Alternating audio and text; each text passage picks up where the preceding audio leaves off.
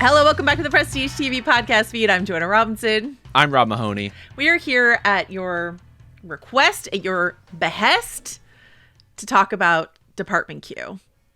Here we are. The listeners wrote in. They certainly did, Joe. Where can they clamor, demand we cover certain things, Rob Mahoney? You can clamor, demand, submit questions, give us funding for massive new undertakings in which we buy big flat screen monitors for ourselves and stock our new police headquarters at prestigetv@spotify.com. As always, Joe. Our listener Ben wrote in and said this. The fits, the brogue, the wigs, the ocean, the specificity of place. Yep. I'm 3 episodes in and this seems like a lock for the pod. I really hope it finishes strong. Great email from Ben. Our listener Neil called it a slightly bloated descendant of Slow Horses, but while at the same time asking for this podcast. Yes. So here we are, couple weeks late to talk to you about Netflix's crime show Department Q. I thought we would do like a little spoiler-free section at the top just to say sort of whether or not we like it, who we think this would be for. Yep. And then we will get into it full spoilers. There's 9 episodes. I don't think there's any point in us sort of doing half the pod and then getting to the finale or whatever. So we will do like a short spoiler-free section and then it's just full spoilers all the way. So Rob Mahoney, having spent the last 24 hours or so with Certainly have. the fine folks of the Department Q. Did you like this show? Would you recommend it to our listeners? Definitely. Really enjoyed it. I think it's just like a pretty captivating mystery show that, yes, maybe is a little bloated in spots, ultimately is longer than your season of Slow Horses or most of your like British crime shows that you'll run into, but manages to thread it by juggling, I don't know, 4 different mysteries at the same time. And I think kind of throwing you off the scent just enough that I felt like I was always playing catch up in a really wonderful way.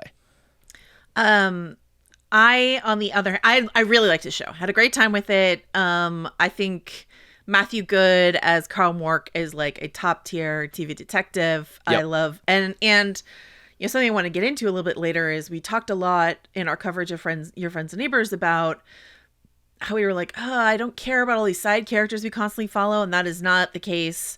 This was already on my list to talk about. And then Chris just tweeted it out on The Watch. He talked about it on The Watch. But like every time they added a new side character, I was interested in spending time with them on this show. Like they did a really good job fleshing out this world. This is based on a book series by a Danish writer. I believe it's pronounced Jussi Adler Olsen. And you can tell it's quite bleak. Yep. I wouldn't say this is like a jaunty little detective show. This is like, no. Well, it is in Scotland. In Scotland, things are quite dreary. Like it's very tough. It's very. There's some like.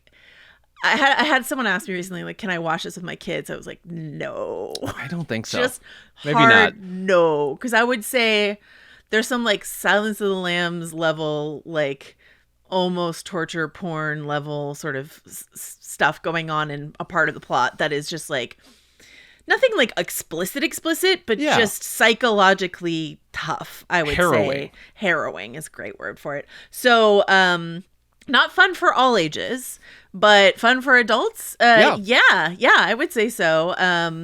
And you know, I think the reason it gets comped to Slow Horses in a bunch of the emails that we got and around is A, it's, you know, a UK show, B, it's based on a series of, you know, successful novels, and C, it's sort of like a band of misfit detectives similar to Slough House and Slow Horses. It doesn't have the same inventive cursing, that sort of like linguistic flair that I would say Slow Horses has. I'll say this. I did learn a lot of Scottish slang. And did you? It may have not have been an invention, but it was certainly new to me. But it, I think, has a slightly, I would say a greater depth of character, I think, than Slow Horses has. Just because Slow Horses both are set in, you know, both of them are aiming for that procedural sort of we could do a case every season kind of world. It's just, we talked about this a lot with Slow Horses in terms of like, who do you go home with on this show and who do you not? In this case, what we learn about the home life of all of these people feels like it's more importantly impactful on the rest of the story. Yes. And woven into the larger story it's trying to tell. And so I feel more emotionally attached to a lot of these characters. Definitely. I mean, that becomes like such a big structural element of the show that Carl lays out pretty explicitly. Like there are two me's, there are these two worlds, and there is that bleed over between them. But you're right. In terms of the treatment and the characterization, it's almost like all of these characters, big and small, are a River Cartwright level investment of time and plot. And some of that is like you just have more space and more time to spend with these characters as we're chasing down all of these various threads, many of which might seem very minor but become very major, of course, by the end. You know, the yarn on the board just gets ever more bold and and beautiful as we tangled. go. Yeah, I'm certainly tangled. But yeah. Like, I think that's such a huge element of it, is having all of these characters and having all these red herrings. Like, that's what holds the show, I think, pretty taut throughout its entire run. I have some caveats about that. Just I think so. Something that if you haven't listened to it yet, Chris and Andy did a great interview with Scott Frank, the showrunner of the show, and who also has done a million incredible, is a screenwriter of great note. Rob and I were looking at his CV and we're like, oh, he wrote all the movies we love. That's great. Yeah. Also did Godless and Queen's Gambit and a bunch of other phenomenally. Monsieur Spade, which I did not watch, but of course is one of CR's favorite shows. It's watchcore. Yeah. So this is a very watchcore show. CR was the one who told me to watch this like weeks ago, and like every time CR tells me to watch a show and I ignore him, I usually have to end up like binging it at the last minute for prestige anyway. So always listen to Chris Ryan. That's the lesson here, especially when it comes to UK shows. But certainly. You know, something that Scott Frank has talked about in that interview and other interviews is that he wasn't interested in reinventing the detective story. It's just he loves a detective show, specifically a UK detective show. And so he's like, I just want to do those tropes, but do them really well. Yeah. And I would give this, I had a great time with this show. Mm-hmm. I almost want to give it 2 different grades. Okay. Let's average, like I would say on average it's a B+ for me, but I would say the answer to the mystery is kind of a B- for me, because I felt like they were trying really hard to hide the ball in a way that I felt like the ball was pretty obvious earlier than I think the show thought it was. Yeah. But as is often the case with these things. True. And then in terms of the formation of Department Q, which is this department of cold cases that is formed, and the merry band of people that our detective amasses around him, his home life, crossing the line at therapy, all that sort of stuff, that's like an A- to me. That is like all really, really works for me. So overall, I had a great time. Some questions on the mystery front, but everything around, all the infrastructure around it is just like solid as a rock and made it really enjoyable for me to watch. So yeah, I would say that's one area where I think the structure of this show works pretty well. Where if you are, say you do come across like the answer to the big mystery early enough that it might fizzle out your enjoyment of another show. In this one, we're also trying to figure out like this inciting incident where Carl and his partner and another officer got shot and what the circumstances are behind that. We're also delving into possible corruption. We're also trying to get to the bottom of like this family trauma involving this victim of this other case they're trying to solve. And so there's so many things happening that I feel like, again, even if you are zeroed in on, hey, that's a very conspicuous, I'm gonna omit the specific references to the clues, but there's some very specific things out there that's like, okay, yeah, I think I see where this is going. Yeah. But I just want to spend time with these people, and I want to spend time packing them. As usual, Joe, I want the detectives to solve themselves. Yeah, the greatest answer to a mystery is a person, and I think that the greatest cases we're trying to solve is like Carl Mork, as played by Mathew Goode, who is he? But like, Akram Salim, who is his sort of main partner in the show, who is wonderful. Hardy, who is his sort of former partner, who is struggling after the incident, the inciting shooting that you were talking about at the start of the show. This character Rose, who joins his department. Like all of these people, what are they here for? What is their pain? What are they trying to figure out? All of that is incredibly interesting to me. So You're right. Anything else you want to talk about in a spoiler-free way before we get into spoilers? Well, I guess just like let's talk about, other interest points. Like if you're not sold on this show yet, to me, we've talked about Slow Horses. That's such an easy comp. I also think like if you were into Broadchurch at all, David Tennant stubbled so that Mathew Goode could beard. Like we're really riffing on the like damaged sad boy detective. Yeah. You know, as you mentioned with Scott Frank, like this is not reinventing the wheel. We're just kind of iterating on a thing that does work and can work very effectively. And so if you like that sort of moodiness and a big old mystery, and especially I would say if you like the unsparing wit of the greater United Kingdom, this is a series that can work really well for you. Like some of the subject matter that you're alluding to, Joe, is not just like on screen in terms of the harrowing things that are happening to characters, but in these characters' backstories as well. There's a lot of really, really heavy stuff that I think if an American show tried to handle in a similar fashion would probably fall flat on its face just because the tonal sensibility is so different. But there's something about talking about, for example, one of the characters attempting suicide previously, and it can just be handled in a way where it's like heavy and emotional and empathetic in the moment, but also later played for some laughs in a way that I think kind of works within the world of the show. Yeah. I think Broadchurch is a great comp. Happy Valley is another, like, you know, quite popular in the US show. One that I think hasn't broken as big in the US that I actually see the biggest overlap with is a show called Shetland, which, you know, is set in similarly bleak northern Scotland air. And it's not just because Mark Bonar, who plays the Lord Advocate, and Kate Dickey, who plays their supervisor, are also on Shetland. And it's not just that Mathew Goode is wearing basically exactly what the lead detective in Shetland always wears, which is a nice sweater and a pair of jeans and boots. But that might just be the uniform up there. That's fine. Yeah. Joe, the sweater budget on this show. This might be our zone. You know, we're constantly talking about like what are we covering here in Prestige TV? Yeah. You know, The Ringer is a big network. Things are being covered all over the place. What is our zone? I think it might be sweater shows. I think that might be where we live. And here's the problem, Rob, is like we live in California, which is just like well, Northern California though. Not knitwear friendly necessarily. But it, you know, if life could be a cozy sweater. Yeah, I think that and Shetland is a show that I actually have like loved and tried to, you know, preach to people, but all of those shows, Happy Valley, Broadchurch, Shetland, do not shy away from very, very dark things. And I would say specifically Happy Valley and something like Scott Frank's work on Queen's Gambit, not afraid of women who are incredibly difficult, but nonetheless deserve your sympathy or empathy, or, you know, are compelling and root forable, but allowed to be assholes too.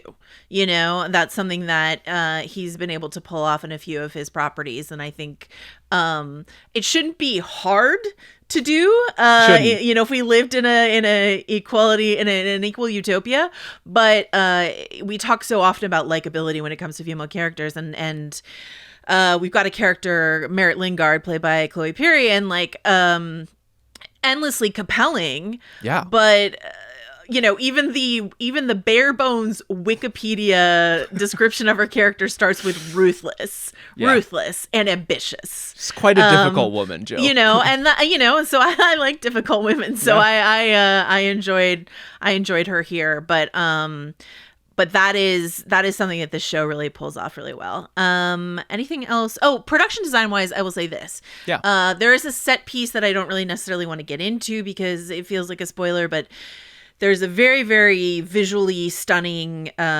set that is used for a lot of this show. And it is echoed by the setting for this new cold case department, which is in the basement of the police building. Yeah, headquarters. Headquarters, there you go. And it is supposed to be, you know, the shower quarters, the like, there's supposed to be smelly toilets there and stuff like that. Unlike Slow Horses, this doesn't, like, you're not like, oh, what a crime to be here. Beautiful greens. It almost looks like the TVA from Loki. Like the production design makes it, the oranges and the greens, and then these skylights that people are walking across because they're underground, meant to mirror this other set piece, just gives it all this like heightened, almost genre, even though it's detective genre, not Loki time travel genre look to it that I thought was really fun. And Queen's Gambit, I think, had a similar like pop sensibility to it. Yeah. I mean, you can see the bones of that bathroom and how it could turn into an amazing office space if you could just clear out some of the urinals, you know, like if we could only do that. again, like part of the effect of that lighting of like basically getting secondhand fluorescent light from the floor above is that you're just creating this spotlight for these characters in the middle of the floor for a lot of like what turns into very dynamic bantering investigation. Yeah, and it's exactly. like that is of course there's like actual boots on the ground action in this show. These are cops who are going out in the world, busting down doors with and without warrants, et cetera, living by their own rules. Parking wherever they damn well please, Joe. That's how you know that Carl is a real rebel. Yeah, ACAB, but here we are. Okay, so anything else you want to say before we get into spoilers? Let's get into it. All right, let's do it. No, seriously, stop. If you have continued this far and you have any interest in watching the show, just stop and go back. Just Here come there's the still spoilers. time. The spoilers are coming. We're going to talk about all of the fundamental mysteries of a single season of television. You have time to watch it. I promise you do. You're busy, but you're not that busy. You can watch your part in the queue. Rob did it in like a day. Yeah, and NBA finals are going on. You know, I believe in you. Okay, here we go. Spoilers, but seriously spoilers. Yes. Here's what I'll say. Listening to Scott Frank talk to Chris and Andy about how he was sort of like writing this as he was going to a certain degree, I was kind of like, yeah. Okay, I can see that. It's based, it's based on a book. I will say this. I doing my Prestige TV thing, I was trying to get a hold of a copy of this book so that I could do some compare contrast and look at because there are movies, a series of movies set in, its original language, and but you can buy U.S. translations of the books. But my library is all out of these books, and that I think just speaks to how popular the show is right now. Flying off the shelves. Yeah, the whole list is long for these books right now. So, but I did read a synopsis of the movie. Yeah. And it talks about, Merritt Lingard, trapped in this hyperbaric chamber by a vengeful chef is how it is described in the description of the movie I saw. And then Scott was talking about how sort of esoteric and weird it is in the book that it's like there was a car crash and it was blamed on Merritt's family because Merritt's family was happy and this other car was distracted by how happy their family was and they crashed their car. That's how Scott Frank described it. And so he basically had to come up with what's a more reasonable reason that someone would put someone in a hyperbaric chamber for 4 years. But here's the problem with this. The way this mystery is arranged, as far as I'm concerned, is there is no reason that anyone would put her in that chamber if they didn't have just a very long standing issue with her. So it had to be connected like to her childhood. It couldn't have anything to do with this mob stuff that we are embroiled with. Like there was no, the mob would just kill her. There's no way it had anything to do with that. And so like, I was a little frustrated by the red herrings that we were following, because I was like, they're not connected. If Merritt Lingard is still alive because Akram has decided she is still alive, right, then it has to be a long-standing grudge, and so it can't be this fresh embroilment that they are following. Do you know what I mean? That was like my main issue with how it was constructed. I do and I don't. I mean, why does it have to be an old world grudge to put someone in a hyperbaric chamber? For Can't 4 just anyone years? do that? For Look, 4 years? Clearly there is an investment of time involved, and so it does have to be something of a certain weight and substance. But like I think there's enough sort of offshooting threads, and most importantly, we just don't have a clear enough vision for, I would say, the first half of the season especially, of what the threads like even are and where they are separate and where they are intertwining, where it's tough to tell, like, okay, of course the things that happened decades ago, like that's in its own category, but other than that, these other things are overlapping just enough, or at least plausibly overlapping just enough, that I was able to talk myself into some other possibilities along the way, even with the ominous wisps of hair that are just like, okay, well, it simply must be this guy. The little proto mullet. I will say this. They did give me on that. Sam Haig, the journalist. Yes. Being Lyle Jennings. Little identity swap. That did get me. But Yeah. that was also like part. But then why do we watch Lyle for like a million years kill the real Sam Hague? I was like, I know what happened. He killed him. Why do we have to watch the whole don't need to thing? see that. We don't need to see the Okay. ropes in his bag. Like, I don't need to see all of that. Do you know? That was one of the details that got me. You know, like, again, the story hinges on, I would say, a couple of leaps that you have to make. Yeah. One of them is that Merritt just like would not recognize someone she grew up with. Basically, like the younger brother of her boyfriend when she was younger. That she would not recognize him years and years later. Well, okay. It's a different actor, Rob. It's a different actor. A different actor for her too, because not only do you just recast it, you got to put the blue streak in her hair. That's how you tell the passage of time.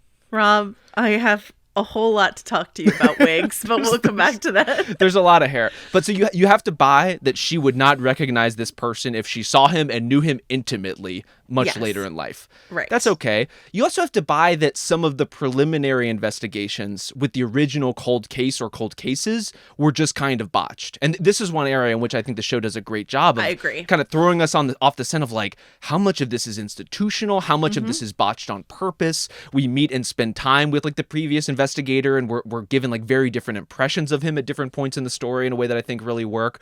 But the actual murder of the actual Sam Hague, throwing him off the crag, when we see it happen, which, as you said, is not something we need to see.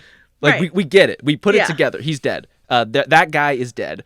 It's accomplished by dragging the body and leaving yards trail. and yards and yards of blood trail all the way to the edge of the cliff and then throwing him off in broad daylight. There is a detail. The broad daylight thing is tough.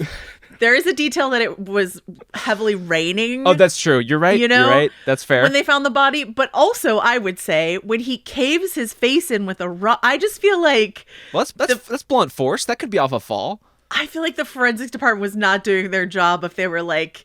I don't think having your face hit with a rock several times is the same as you fell from a great height. I don't think it's the same. The but I'm forensics not department... a forensics expert. Well, to your point, Joe, the forensics department in Montgomery, Alabama on Poker Face was able to discern that this death came from a fastball that exceeded 100 miles an hour. That's what I'm and saying. here we are, not able to differentiate a dude hitting a dude with a rock versus falling off of a cliff face. I don't understand why he couldn't have just pushed him off. Why did it have to be like Sam came back from his climb and then thought he saw Lyle and then followed Lyle, and it was this whole thing. It was like, why isn't Sam was out for a climb and Lyle just pushed him off? End of story. That's so easy.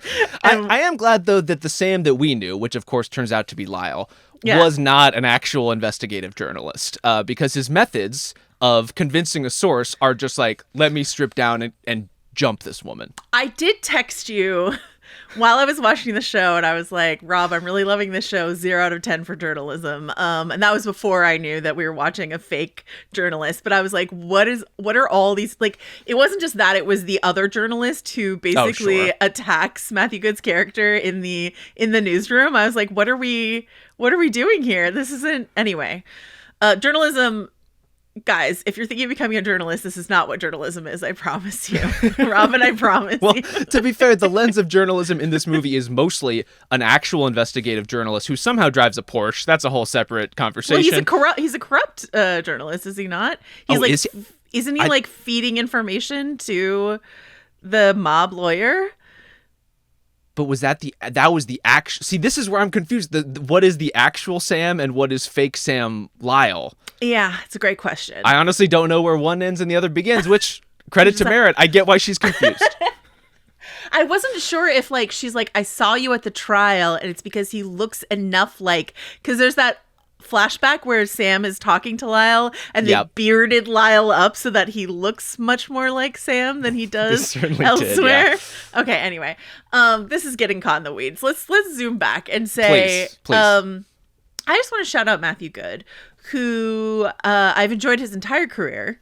Whether or not he's, tasting wine around the world or whatever it is he's doing. I just love that he spent 3 seasons quite recently playing a like time traveling swoony vampire. And mostly people didn't care that much, with love and respect to the Discovery of Witches people. Put a beard on him, put some salt and pepper on him, put some trauma on him, Come put on. a slight haggard on his like Come the world's on. most handsome face.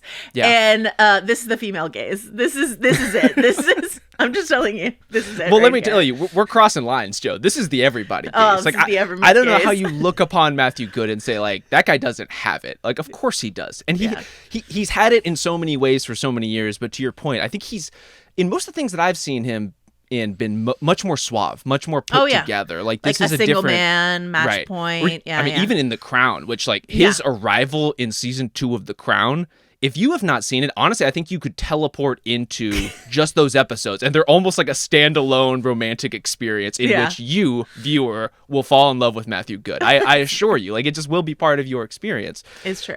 But, like, him being charming is obviously a huge part of the show works. I also think his character is enough of an asshole that he really, really needs Akram to have the balance. Like, their buddy cop dynamic is, I think, what drives so much of this. And if this were just the Carl Mork show, I think we would be talking about it very differently. I think it would get weighed down in its subject matter a lot more.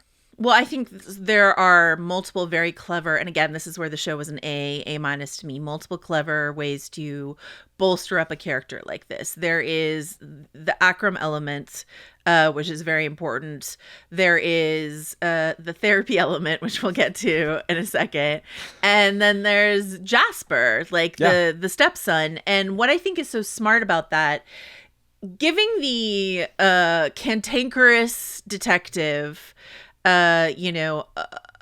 someone to care about could come off as transparently as, say, giving John Hamm's character a sister with, who needs a little bit of extra help. Like, Theoretically. Just in theory. But what works so well with his stepson Jasper, who we don't find out is his stepson until a little bit later, the lodger who lives with him, like all of that stuff, is that it's not. He does have that speech where he's like, "There's two different me's," but actually, like when he goes home, he's at conflict with Jasper. It's not like this is the softer side of Carl Mork. He is the worst. He's an almost like Cumberbatchian Sherlock, arrogant, asshole. But the fact that he is taking care of this kid who is not biologically his kid, whose mom just abandoned him. And not just he can't get in touch with her because she visits over the course of the season. Tells you so much about who his character is without hitting. It's just a huge reveal of a part of who his character is. And you see that happen again with Rose or with Akram or, with these various people that he is like helping without helping. And without softening any of the tough edges that he's put up. So. I think the show parcels out that sort of like character background exposition stuff so deftly. And again, this is another reason why like it feels like you're being pulled into all these different mysteries, is you're just trying to figure out like, who are these people to each other? Like who are these people that Carl is living with? Is this his son? Is this his stepson? Is this just like some 20-something college age roommate who he has let into his house? Like it's not exactly clear, those things, until much later. And like, we're obviously getting into different versions of Carl as we go, like, or really a softening, I will say, over time. This is, in a really interesting way, like a very therapized show. And I don't mean that just in the sense of he is going to therapy, but there are people constantly talking about Carl's state of mental health or unhealth to him, trying to help him, trying to encourage him to be like live a healthier life, or to at least confront some of these things, or God forbid, have a conversation with his son. And I think I'm very glad for those elements. I'm also very glad that Carl is somewhat resistant to them.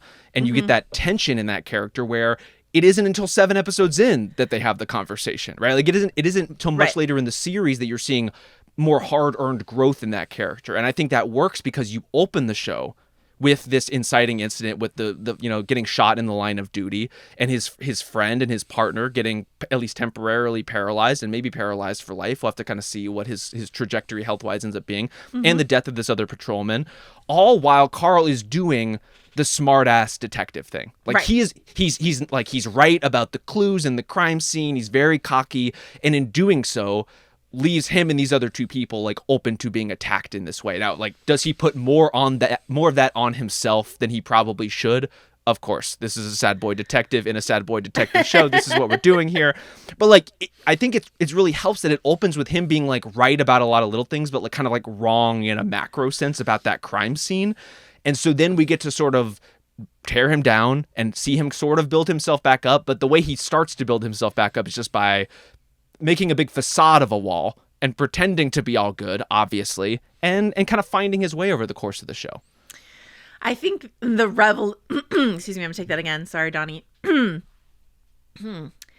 I think the revelation that this, young patrolman who we watch him essentially berate into his death in this body cam footage that opens the show. Yeah. It's such a tough, I think quite brave introduction of a character. This is our main character who we're going to have to like be with and care about for the entirety of the series. And we watch him do this thing where we're like, Jesus fucking Christ. Like, and then the revelation later on that this patrolman might be, part of this larger conspiracy that's not solved inside of this season. But like, I don't need that to be true, but it is interesting that is true. It doesn't absolve Carl somewhat, but not entirely. Maybe. Yeah. Because like, he didn't know at the time that Totally. was the case. And he was ready to berate that guy into, this thing that happened. So, and frankly, if he's wrong and it's just sort of him grasping at straws to rationalize what happened, that could be even more interesting. That's and interesting so too. Yeah. It leaves you lots of good character work to deal with. And at the same time, like, this is a show that has a sense of humor about Carl. Like, this is a guy who has been through a lot, who is incredibly arrogant, who looks down on basically everyone around him, although not Akram over time, like comes to respect him pretty quickly, to be honest with you. But like the interrogation scene where he is describing, like, I'm trying to remember, I think he might be talking about Merritt and kind of like her background and how like she keeps all these secrets and she's so standoffish and she's so like overconfident and arrogant, and the camera just like soft focuses from him to Akram like raising his eyebrows in the background. I really appreciate the placement and the treatment of this character. Yeah. Akram, we should say, just an absolutely incrable what a creation. Legend. Just like I would take a bullet for him, absolutely. But what a wonderful character. Absolutely. And I think the line when Carl asks him like if he worked for the good guys or the bad guys in Syria, and when he says when you can tell me who those are, like, let me know. Yeah. Such a good line. I will say, and again, I don't know, maybe I've watched too many mystery shows. This is definitely, I've watched too many mystery shows, but I'm like, his dead wife, I like that I clocked it had to be a dead wife. But like, yeah. Just the way, I don't mind it, but it's just like the way it's revealed is this big like, what do you mean? And I'm like, this isn't the Sixth Sense. Like, I felt, anyway. Here's the thing about that. Like, I think there are reveals in the show that are meant to be big reveals for the audience. There are also things that are reveals for Carl. And even in that one, it's sort of like played for a laugh. Like, I think I already told you this. Like, I think you just weren't paying attention because you don't actually care about other people that much. Right. But like, ultimately, Akram, I really hope we don't get a full backstory deep dive. Like, I don't want the full view of who he's been, but Don't put a flashback wig on this man, I beg of you. You don't have the budget for it. Please don't do it. You don't have the budget for it. I don't want to see how it happens.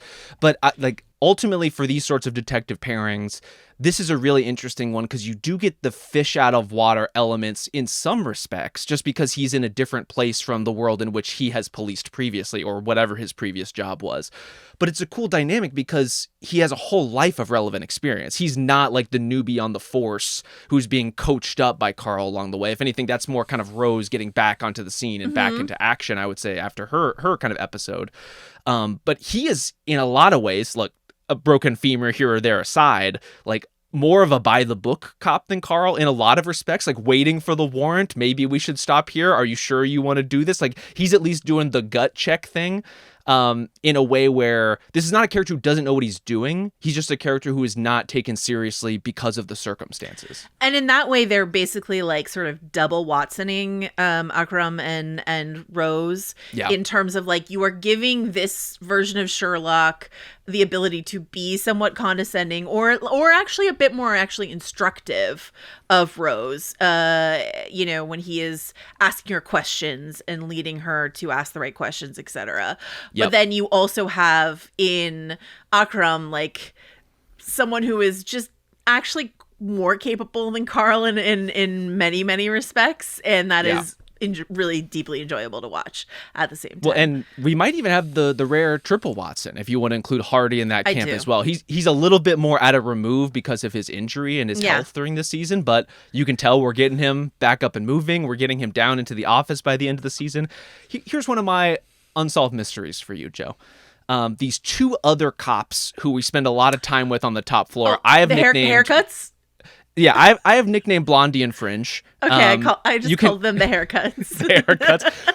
Are the haircuts going to join Department Q, or are they meant to be our liaisons to the rest of the force? I think we need them above ground. I think they need to be above ground to sort of be skeptical.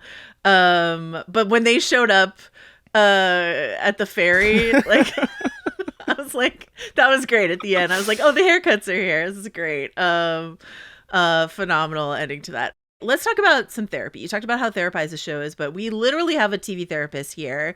In what I have shared with you is like, can be one of my least favorite TV tropes. Yeah. Works extremely well here for a couple of reasons. Number one, they hired Kelly MacDonald. So, it's just gonna work no matter what.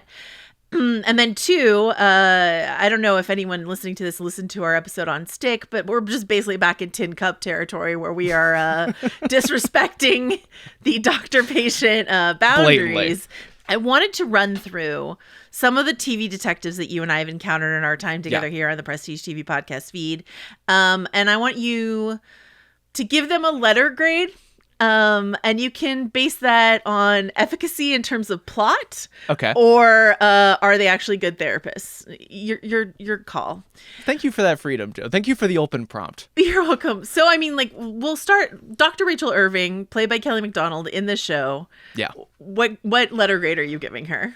I think I might be a little more mixed on this plot line than you are. Okay. I'm with what is this character? Like, this is how it felt to me. It felt like they wanted Carl to have some sort of vaguely romantic interest, but couldn't drum up a reason why in the middle of all this other shit, he would just be like talking to a random woman at a bar.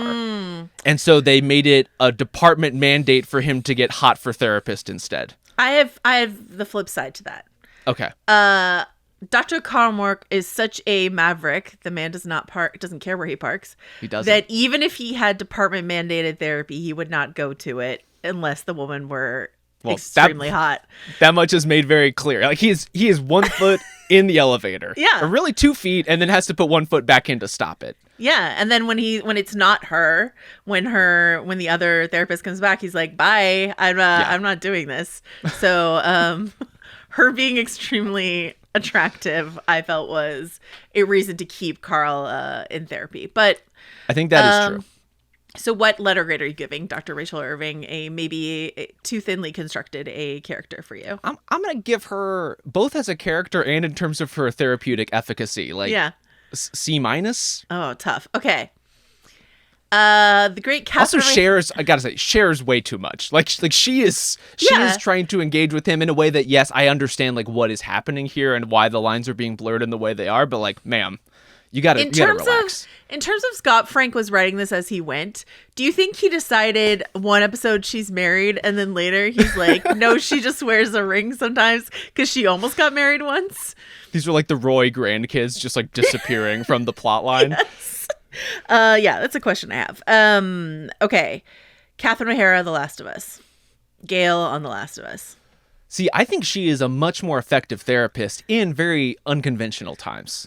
Okay. So maybe honestly similarly unserved by the plot, but better as I would say she's probably like C+ plot character wise, but maybe a solid like B+ for a post-apocalyptic therapist. Okay, gets paid in weed and booze, but and is willing to write off a character as just like a liar and not worth saving, but like but these are trying times, so that's okay. Desperate times. Okay. Serious. Like I think look, once the zombies start coming out, you can call people on their bullshit in a more in a quicker way. Like more, you can be more upfront, you can be more direct. Like we just don't have time, you know? Okay.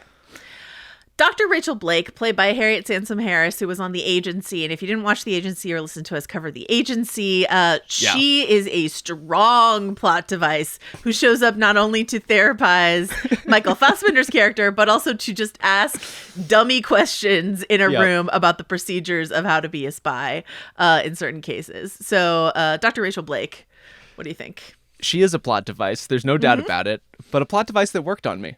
Okay. I think maybe a BB plus range for her. In that part of her role in that show is like she is acting the soundboard. Like she is acting the dummy. She's almost like making Martian therapize and debate against himself in order to like coax out the real him within the layers of various personalities he's created. I think the bug is the feature in a lot of ways in The Agency. Okay.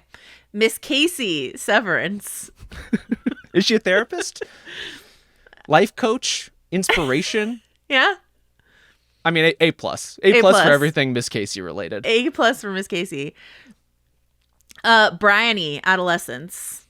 What's higher than A plus, frankly? I know, exactly. A plus with 5 gold stars after it. A Michelin rating, like whatever we can do. I jumped too fast. Maybe I should have left the A plus just for Bryony, but Bryony. I mean, powerhouse episode within a powerhouse season. Like to stand out in that season of Adolescence really says something. Okay, only 2 more to go. And this is, again, how many... I went through all the shows we've covered, and these are... There haven't been that many, to be honest with you. Like, they just all have a therapist in them. Lily Rabe, who played Dr. Liz Rush on Presumed Innocent, who decided not only to be a therapist for one member of the family, but kind of every member of the family. That's going to be an F for me. It's a terrible decision. It's really bad. Don't do that. Especially when one of them turns out to be a murderer. You know, it's just not good. It's not good, and it's not the one you think. Okay, and last but not least, I'm counting it. The Linda episode of Fargo season 5. That counts as therapy. Oh, sure. We're making dolls. Yeah. We're, doing therapy via puppets. Yes. I'm going to say a solid. Again, I'm going to go in the B plus range. And the only reason I'm not going higher than that, because I love that episode, you did, is mostly that it is a mental construction of what you think your therapy is going to be in like an imagined format. It's true. It's not actual therapy. It's dream therapy. And that's a kind of therapy in and of itself, especially when there's puppets involved. But here we go. Okay. That has been... Oh my God, Joe. I cannot believe there's been that many. This is... Therapy Corner with Rob and Joanna. We got to do better. Would you like to revise your grade for Dr. Rachel Irving, given everything you just heard? You know what? I think I might. I think I'm willing to go as far as B minus. Yeah. But not for the, again, effectiveness of her actual therapy. Even though like Carl is someone who needs, I think, a bit of a more adversarial relationship with his therapist. Like he needs someone who will poke and prod him in the way that many people do. There's some people who just need to be heard, and there's some people who, like Carl, need... You got to cut through some layers to really get to anything meaningful. You got to sit his ass in the chair because he wants to get out. He's looking to bounce at any opportunity. You got to peel through a lot of defensiveness and knitwear to get to the heart of Detective Chief Inspector. Thick knitwear, thick knitwear. The cables. That's just scissors aren't even gonna get the job done. You need like bolt cutters for that thing. It's true. Okay, on the casting front, I want to say. Here are 2 main... I've already mentioned Shetland as like a source for the cast here. Yeah. We've also got some strong Game of Thrones presence. Jamie Sivs, I want to say his name, who plays Hardy, Mork's former partner. Jory Cassell on Game of Thrones got a knife through the eye in season 1. Great to see Jory here. It's just great too, an endorsement of you and your visage that you just keep getting cast as like, you're the reliable right-hand guy I can implicitly trust. Yeah, and we'll be really bummed that he's injured. Totally. / dead. Okay. Kate Dickie, of course, the legend, as their commanding officer, aka Lysa Arryn. I love Kate Dickie anytime she shows up in anything. Even on Loki, where she was not used very well, I still just really like spending time with Kate Dickie and her wonderful accent. So how did she work in this role for you? Quite effectively. Like the Diana Taverner comp is like right there for us as we come off of Slow Horses and eventually back into the next season of Slow Horses very soon. Yeah.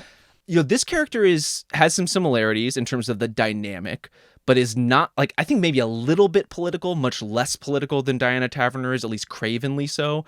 Just kind of pragmatic as an actual leader and manager, to the extent that you have to just like play this game. I think the balance they walk with her in terms of, again, trying to prod Carl into actual healthy directions for himself as someone who clearly is like invested in him as a person, but the ways in which that manifests in the workplace feeling adversarial to him, I just think creates like a great running through line for this show. And similar to Taverner, of course, there is from the beginning, there is the misallocation of funds, right? Because she is tasked to create this department with a healthy budget. Yes. And we see she shoves them down in the basement with no resources. And all of a sudden upstairs, everyone gets new phones and big screen TVs and whatever. So let's say, I think that's just a smart play by her. I think that's well done police work in terms of getting resources for the bulk of the department, and not like your big game hunting you're doing downstairs on a long shot. So craven misallocation of funds, but and then but pragmatic allocation of funds. And then okay, if you want to defend bad bosses, I will defend bad therapists. And that's just where we will be. Well, there's also the implication at the end when we get this whole strange arachnophobia sequence that happens at the end of the season. Let's pause right there. What is going on with the arachnophobia? I don't know, but isn't the implication of all of that she is somehow involved in the corruption surrounding the inciting incident that put Carl in the hospital and Hardy in the crutches? My read on that sequence is that she has an actual fear of spiders. Yes. And is listening to once again, therapy comes through. She's listening to a self-help tape on how to deal with your arachnophobia. She is. And she was very panicked earlier in the season when she visited the therapist's office and found that there were cobwebs involved. It was like, how could this be a therapeutic environment? And she's looking to apply that fear and surprise of seeing a spider to seeing something that I guess is just like not as alarming to her in some way with these crime scene investigations. Like, is she trying to drum up the Pavlovian response of some kind of fear from something that she's actually not that afraid of? I don't know.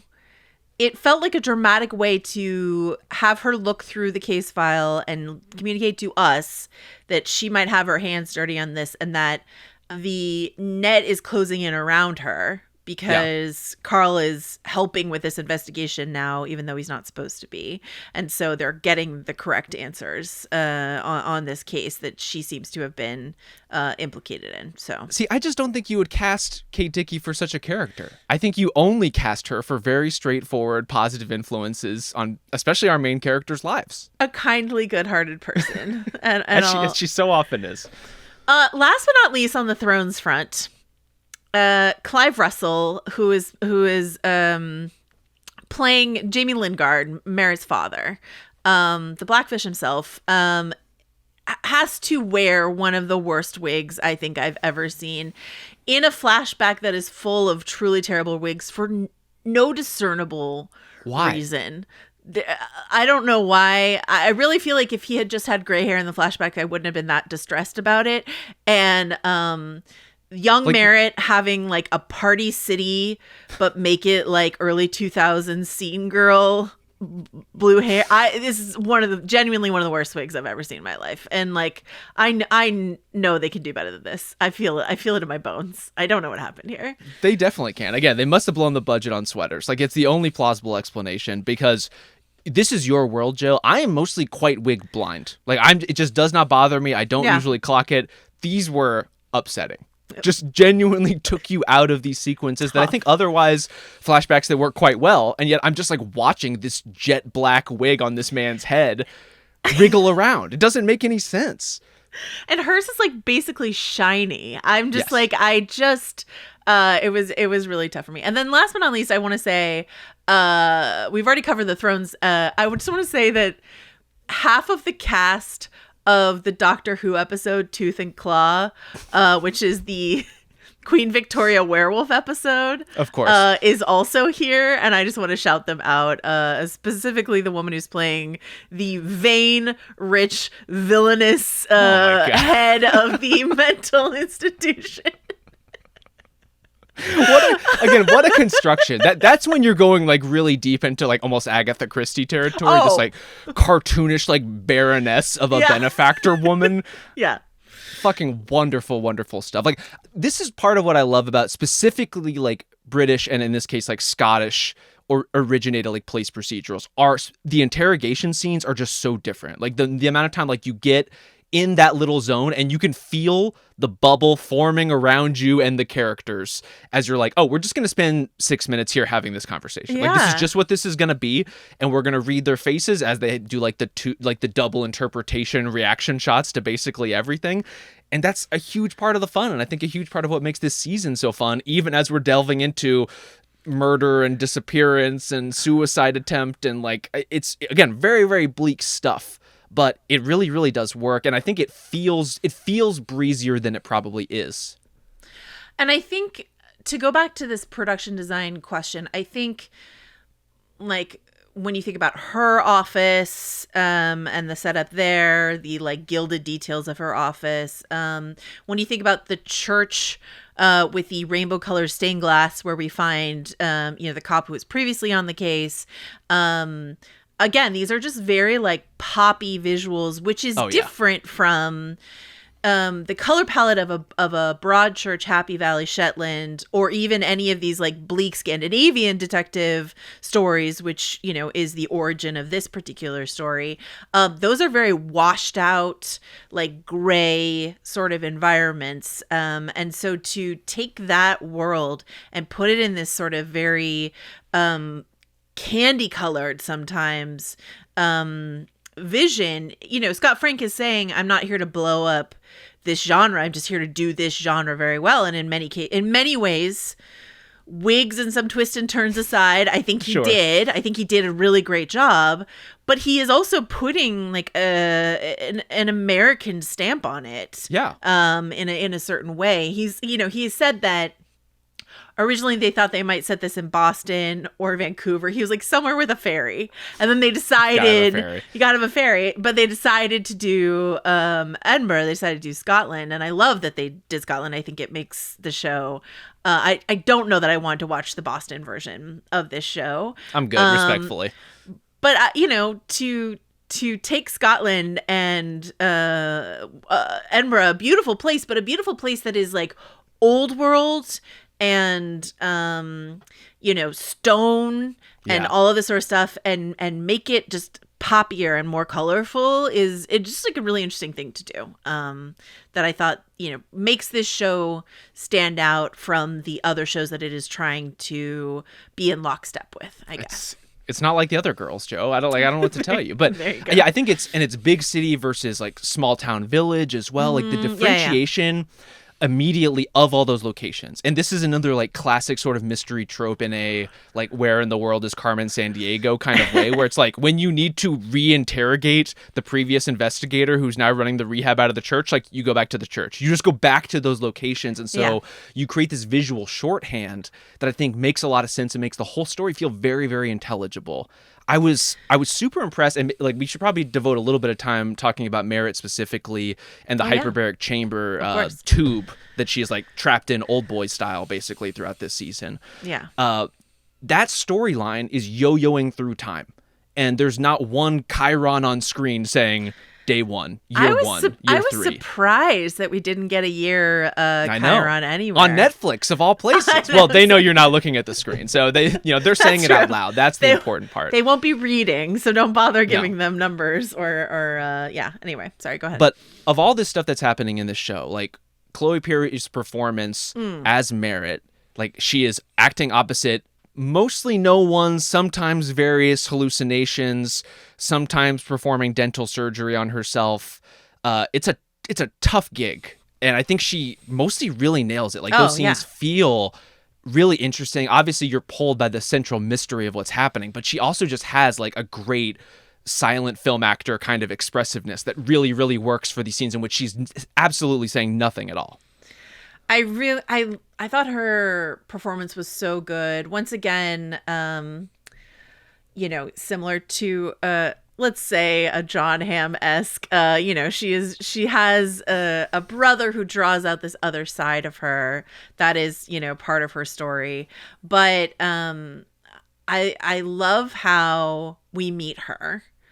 I think the timeline trickery that they play in the first episode actually is done quite well, especially Definitely. since they mentioned a number of times when talking about the establishment of Department Q that like you can have a special connection in the advocate, so you're like, oh, Merritt's gonna be their lawyer that they're connected to or something. Let's like that. Avengers this shit up, like we're getting the team together. Yeah, and then flash to her wig, and you're like, no, that lady has been in that hyperbaric chamber for 4 years.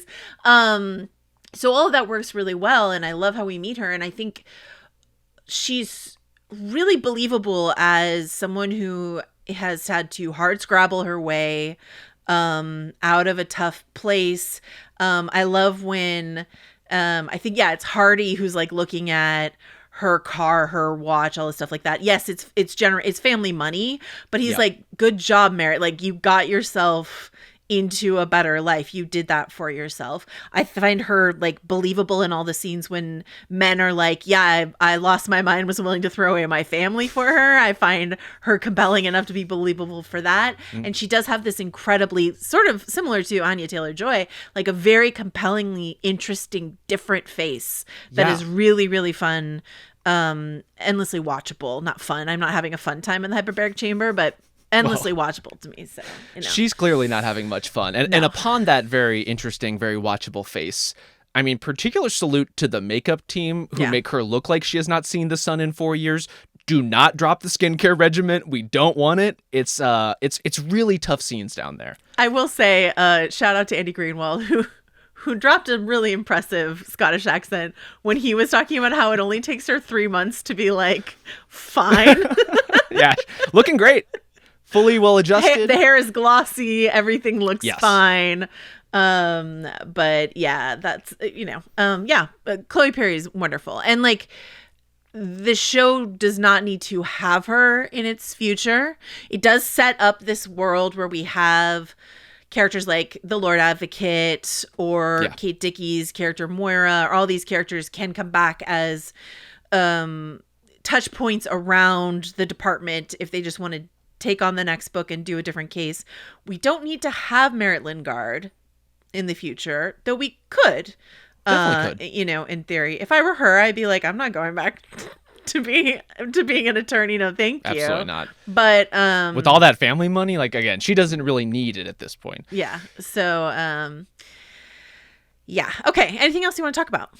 I think just as far as the Merritt mystery goes, like her whole plot line is based on the idea that she's been trapped in this hyperbaric chamber and meant to recount the people that she's felt that she has wronged to find the one right answer that will satisfy her captors, which again is like kind of silly, ridiculous in terms of who ended up capturing her, but also kind of silly, ridiculous in the way that these mysteries often are. So I'm very much here for it.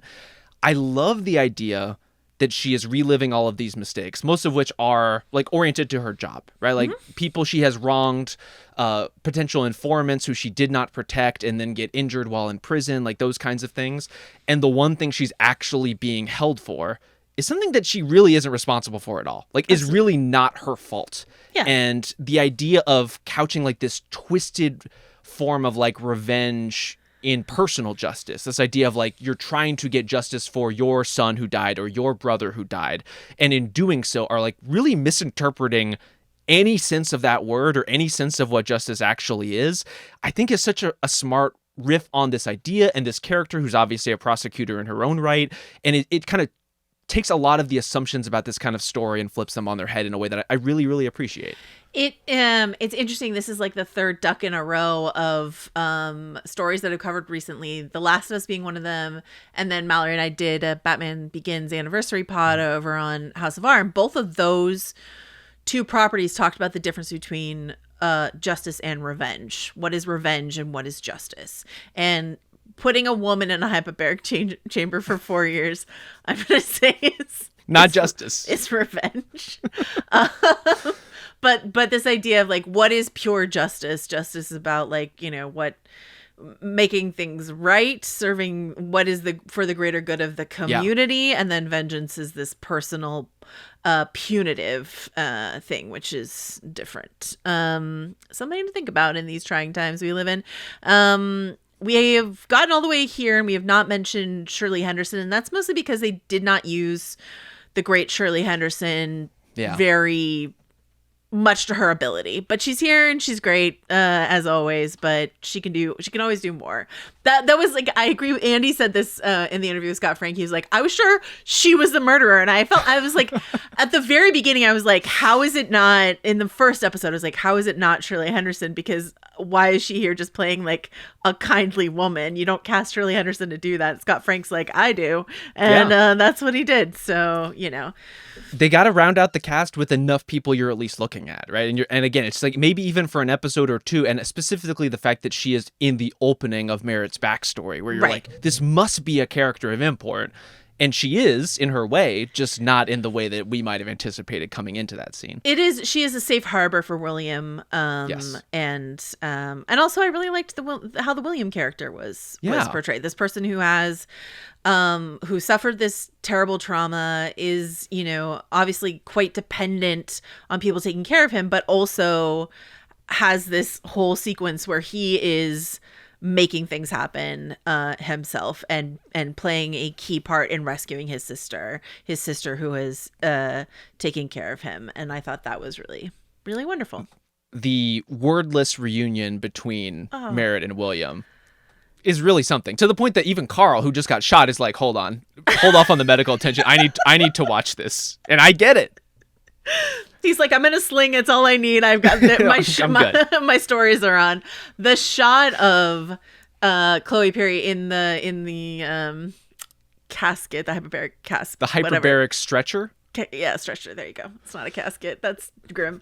When she's putting her hand up to the window, and so basically she put her hand up to the camera, so the camera's just like right on her hand, looking down at her face. I thought that was a really, really, really good shot. And you're right to call out. I thought it was really smart for something like the church to be such a recognizable place that when we go back there, we don't have a minute of like, wait, who's this guy again? We're like, oh, it's the guy who is only ever in that church. That's fine.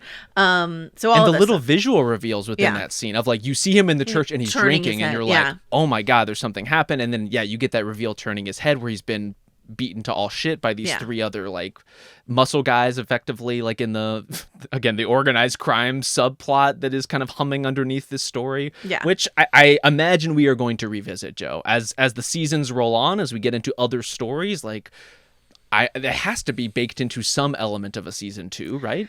I don't think you cast someone as distinctive looking as Douglas Russell as Graham Finch if you don't plan to bring that you don't put a character named Graham Finch in your story if he doesn't have some bigger part to play. And if he doesn't have goons who are willing to say like the worst thing possible to a teenager in an ice cream shop. Yet another argument in favor of not letting your kids watch this show. There you go. Okay. Anything else you want to say about this show? Overall, I just want to praise Department Q for, like, I think in the end especially, like it gives us just the right amount of postscript indulgence where we get those moments like with Merritt and William.